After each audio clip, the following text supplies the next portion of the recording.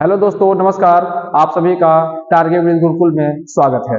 जैसा कि दोस्तों, आज से हम लोग कॉन्स्टिट्यूशन के एक सीरीज लेके चल रहे हैं, जिसमें सबसे पहला टॉपिक हमने महान्यवादी लिया है। और इस महान्यवादी टॉपिक से जो भी क्वेश्चन आएंगे, चाहे वो कोई प्री, चाहे वो वनडे एग्जाम में हो, चाहे यूपीपीसीएस में हो, कहीं भी वनडे एग्जाम में कोई भी प्रश्न आता है तो आप इसके बाद इस प्रश्न को आसानी से हल कर पाएंगे। आइए दोस्तों, इस पे हम लोग अपनी पकड़ बनाते हैं, देखते हैं क्या है, कैसे क्या चीजें से होती है। तो ध्यान दीजिएगा, पहले मैं आपको वैसे ओवरव्यू बता दे रहा हूँ। जो महान्यवादी होता है, अगर आपसे कहा जाए तो महान्यवादी आर्टिकल किसमें है? 76 में। किस आर्टिकल के तहत आता है? तो आर्टिकल 76 के तहत आता है, अनुच्छेद 76 के तहत इसका प्रावधान है हमारे भारतीय संविधान में। अगर आपसे कहा जाए कि ध्यान दीजिएगा, ये भारत का प्रथम विधि अधिकारी होता है।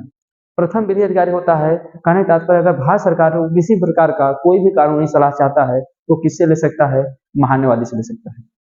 अब इस महान्यवादी का अगर कुछ नियुक्ति कौन करता है? इस महान्यवादी का नियुक्ति हमारे राष्ट्रपति, जो कि मंत्रिपरिषद के सलाह पर करते हैं। जो हमारी मंत्रिपरिषद होती है, उसके सलाह पर राष्ट्रपति, ध्यान दीजिएगा, कि महान्यवादी का क्या करता है? नियुक्ति करता है।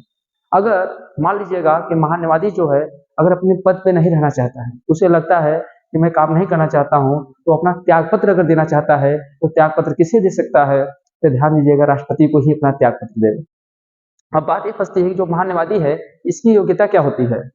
ये कितना पढ़ा लिखा होना चाहिए? तो ध्यान दीजिएगा, इसकी योग्यता उतनी होती है जितना कि एक सुप्रीम कोर्ट के न्यायाधीश की होती है। तो सुप्रीम कोर्ट के न्यायाधीश के समकक्ष इसकी योग्यता होनी चाहिए। या तो राष्ट्रपति के निगाह में जो अच्छा कानूनविद होता है, उसे भी महान्यवादी बनाया जा सकता है। राइट। अब ये होता है, इसके अलावा अगर आपसे पूछा जाए तो ध्यान दीजिएगा, इसके पूछा जाएगा इसका कार्य क्या होता है।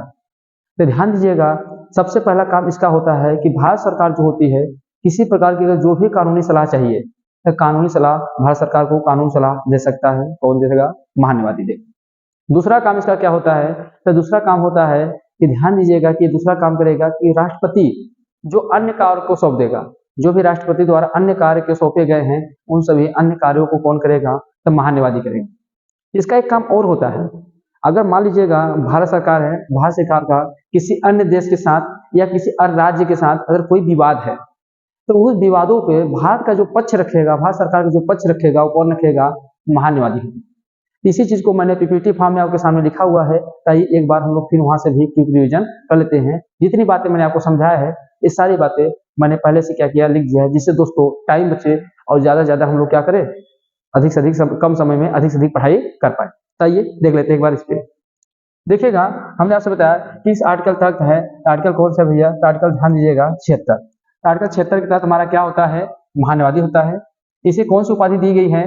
ये भारत का प्रथम विधि अधिकारी होता है। ये क्या होता है? भारत का प्रथम विधि अधिकारी होता है। इसकी नियुक्ति कौन करता है? तो राष्ट्रपति मंत्रिपरिषद के सलाह पर करता है। इसकी नियुक्ति कौन करता है? तो ध्यान दीजिएगा, राष्ट्रपति मंत्रिपरिषद के सलाह करता है। अगला क्वेश्चन आपकी योग्यता समझ जाएगा। योग्यता के बारे में बताया कि उच्चतम न्यायालय के न्यायाधीश के समकक्ष इसकी योग्यता होनी चाहिए। उच्चतम न्यायालय के न्यायाधीश के समकक्ष इसकी योग्यता होनी चाहिए। अगर अपना ये त्यागपत्र देना चाहता है तो त्यागपत्र किसको देगा? तो ध्यान दीजिएगा, किसको देगा? राष्ट्रपति को अपना त्यागपत्र देगा। अगर आपसे पूछे इसका कार्यकाल कितना होता है, यह राष्ट्रपति प्रसाद प्रसन्न बना रहेगा। मतलब जब तक राष्ट्रपति चाहेगा तब तक वो अपने पद पर बना रहेगा, जब तक राष्ट्रपति विश्वास उसके ऊपर बना रहेगा। तो जब तक उसका विश्वास बने रहेगा तब तक वह उसके अपने पद पर बरकरार रहेगा। इसके अलावा उसके कार्य क्या होते हैं? तो ये क्या करता है? कानूनी सलाह भारत सरकार को देता है। क्या करता है? कानूनी सलाह भारत सरकार को देता है। इसके अलावा भारत सरकार का पक्ष रखेगा अन्य न्यायालय में, चाहे वो यूएनओ का मामला हो, चाहे वो किसी राज्य का मामला हो, किसी भी प्रकार का कोई भी मामला होगा तो वहां उसका पक्ष रखने का प्रयास करेगा भारत सरकार का। और राष्ट्रपति द्वारा सौंपे गए अन्य कार्य भी करेगा। जो राष्ट्रपति द्वारा सौंपे गए अन्य कार्य होते हैं, उन्हें भी कौन करेगा? महान्यवादी करेगा। इसके अलावा से कुछ विशेषाधिकार भी प्राप्त हैं। क्या विशेषाधिकार प्राप्त है भैया? देखेंगे। देखिएगा, वो संसद के सदन में भाग ले सकता है। जो भी महान्यवादी होता है वो संसद के सदन में भाग ले सकता है, अपने विचार को भी प्रकट कर सकता है। ध्यान दीजिएगा, संसद में भाग भी ले सकता है, अपने विचार को भी प्रकट कर सकता है, परंतु ध्यान दीजिएगा, यही बात पे क्वेश्चन यहाँ से फंसा सकता है आपको। मत देने का अधिकार उसे नहीं है, ध्यान दीजिएगा, उसे मत देने का अधिकार नहीं है। अगर हाई पेपर बना, मतलब यूपी पीसीएस का क्वेश्चन बना, यूपीएससी में क्वेश्चन बना, कहीं बना, तो वहाँ कथन एंड कारण पे क्वेश्चन बनेगा। बाकी वनडे में तो आपको वन लाइनर पूछेगा सीधा, महानवादी किस आर्टिकल के तहत है, या महानदी की योग्यता क्या होती है, एक छोटे छोटे बनेगा। पर वहाँ पे आपको क्वेश्चन को कई फॉर्म में फॉर्मेट करके तब पूछेगा, इसे हर प्रकार का प्रश्न आप हल कर पाएंगे। पर उसे मत देने का अधिकार नहीं भैया, इस बात को ध्यान दीजिएगा। अब आपसे ऐसे पूछ सकता है कि बताइएगा, उसे पूछेगा नहीं, फिलहाल आप जान लीजिएगा कि पहले, ध्यान दीजिए, सबसे पहले महान्यवादी कौन थे, एम शीतलवाड़ थे, और सबसे ज्यादा कार्यकाल भी इन्हीं का था। अगर पूछे सर्वाधिक कार्यकाल किस किस महान्यवादी का था, तो सबसे ज्यादा कार्यकाल अभी इनका था, एम शीतलवाड़ का। इसके अलावा वर्तमान में कौन है, तो वर्तमान में आर वेंकटरमणी है, जो 16वें नंबर के है। तो एक बार इसे आप शॉर्ट स्कैन लेना चाहते हैं तो ले लीजिएगा, मैं बगल हो जा रहा हूँ।